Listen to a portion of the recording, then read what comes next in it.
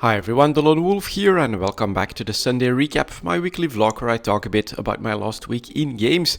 And it's gonna be the first video for the new year, so let's get started with our last days for 2022 in EVE Online. Basically, pretty calm, of course. It is the holidays, so I do get the feeling that things have slowed down a little bit, both for myself and for most people in game. But I still managed to play the game a little bit every day, and I'm mostly still focusing on trading.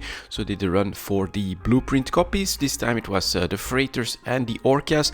We're doing okay. One of the freighters really dropping off a lot. I think it was the Galente one, the obelisk BPC, and then all the others were between 12.5 and 20 million, so somewhere around 15 on average is what I'm managing to sell those at. Really nice profit margin on those still, so that's definitely something that I'm going to continue to do in 2023. For the Orca BPC, not as good, but I think we still got close to 3.5 million or something like that for the contract. So overall, the blueprint copy business is still doing really well. Margins have dropped off a little bit, but I think again that with a slowdown in activity, that may be part of the explanation.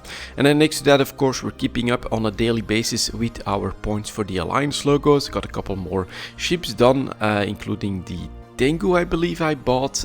Then we also have first couple of battleships. Armageddon? Is it the Armageddon? I'm not really sure anymore which one I bought, but I managed to basically get like 37,000 points or something like that. And I just started going through the list. All right, we're buying that one, we're buying that one, we're buying that one. The Gila, bought the Gila as well. Remember that one was the last one that I chose. I saw the option all of a sudden. So yeah, mostly trying to grab the Alliance logos for the ships that I'm most likely to use. And of course, the Gila is the king of combat exploration in Highsec, which I'll probably look into getting back to if the Allegiance system doesn't work out the way I expect it to. So lots of stuff to look forward to, but for now we are still mostly trading, also selling our PI, of course. I'm not sure if all of you guys follow EVE Talk, but if you do, you know that to my surprise, after a very strong summer, an even stronger fall season, we are making new one-year high points for a lot of the PI materials. So it's pretty obvious to me personally that this is where a lot of industrial bottlenecks are starting to form as well. So you're getting crazy prices for your PI, and it's one of the most passive ways to create stuff in EVE Online. So if you can, I would definitely recommend that you boot up your PI planets and that you look through your stuff. If you have any PI lying around, bring it to a trade hub, sell it. I think you'll find you'll get the best prices for many years for your PI materials at the moment. And then when it comes to flying around there, just a little bit of anomaly cleaning. Didn't really spend a lot of time in space last week, mostly just hobbling around the trade hubs looking for good deals, because I do believe that things are finally on the cusp of changing as well. What has been the case for probably close to a year at this point is that Tech 2 has been quite depressed and pretty stable because of that, basically oversupplied. And I also think that the value of these ships is basically low for the amount of power that they bring into the game. So we've been just trying to buy lots of Tech 2 ships at the lowest price points possible. Now the first items that have changed are not Tech 2 ships, but are actually the most raw materials from Advanced Moon Materials, but they are a very big part of the Tech 2 production chain. And so I believe that this will then rumble through the more complex ones, so those that probably have reserves, because there are still some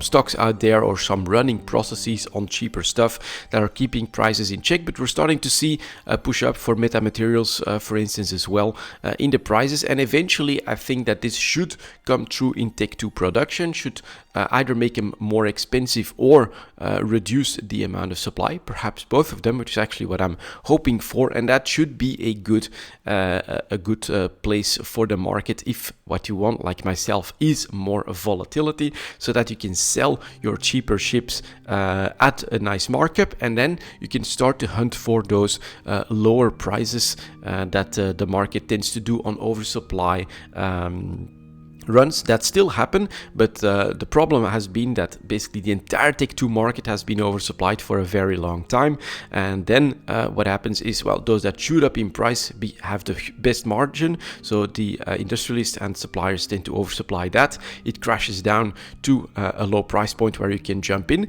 but then of course it's another item that doesn't have enough supply, shoots up to a high price point, so they shift all their supply to that market, and then you can again sell there, buy the other one, and it just keeps rolling through the Tech 2 ship market. I think especially stealth bombers are very vulnerable for that type of dynamic, but there's definitely others as well. More popular cruisers as well, part of the nullsec meta, and I think we'll see after all of these changes that there may be some others as well. So yeah, that's basically what I'm looking forward to in 2023, a closer and a more active trading option in Tech 2 ships, and I think that the stage is set for that to happen as well.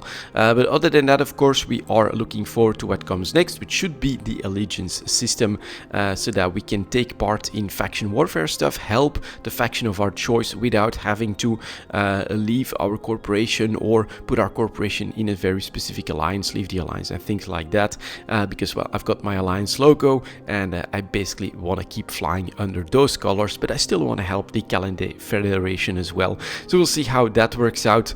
I think it was normally expected to come Q1 for 2023, so we should hopefully after the holidays start to see some news, some dev blogs, and maybe some test server stuff on that new Allegiance system, which is something that I'm definitely looking forward to as well.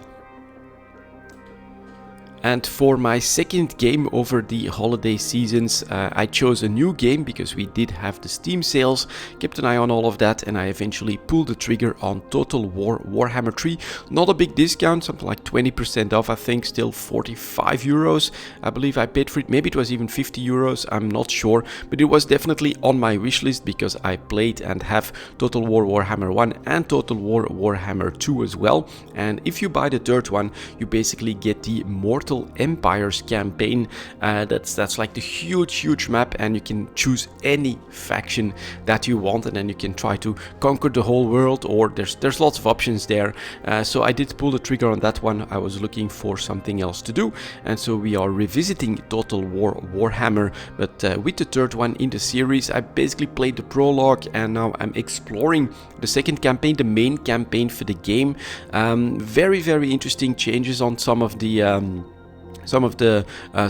battles. For instance, the defensive battles, you don't like get walls pretty early on, but now you get like a resource that ticks up, and then you can put down defensive towers and things like that, together with the garrison that then becomes stronger and stronger. I think you don't always even get walls for all of the factions, but it's been very interesting. Some of the mechanics are very complex. Tzeentch, the Changer of Ways, was one that interested me because, you know, lots of spell casting should be pretty cool, but the entire gameplay mechanic there, including on the campaign map, is very complex, so I need to basically study a little bit in order to do that. So I didn't go very far with Tzeentch, but then, well, we went for what's the exact opposite of the complexity of Tzeentch. It's Khorne, blood for the blood god, skulls for the skull throne, and yeah, that has been the faction that I played the most with so far. Getting pretty far into the campaign, you basically get a massive overpowered hero that has dual axes, and he just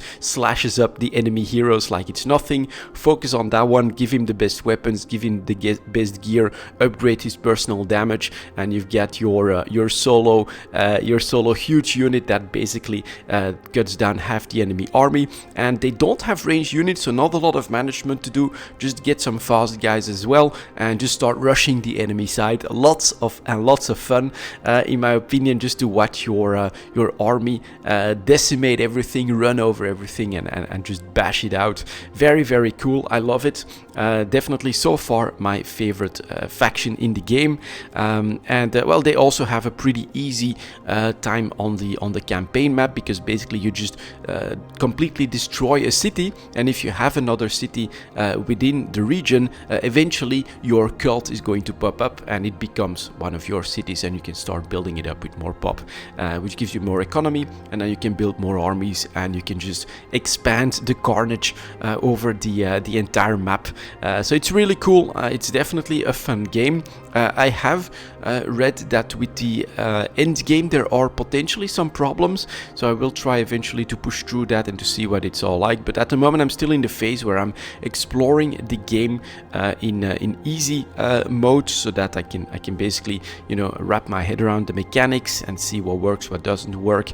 Eventually we'll probably try to do some other stuff as well, and I'm definitely going to go for a Mortal Campaigns run as well. Not sure what to choose. I mean, I think with Khorne it could be very cool, but some of my favorites are actually the dwarves in that setting. So we'll see what I decide to do, but I'm definitely spending a good amount of time in Total War Warhammer 3, and so my metric is always for every euro that I pay, I want at least 1 hour out of the fun. And even at 50 euros, there is no doubt in my mind that I will very easily get that out of the game. It's a lot of fun. It's another one of those like Civilizations. Well, just another turn.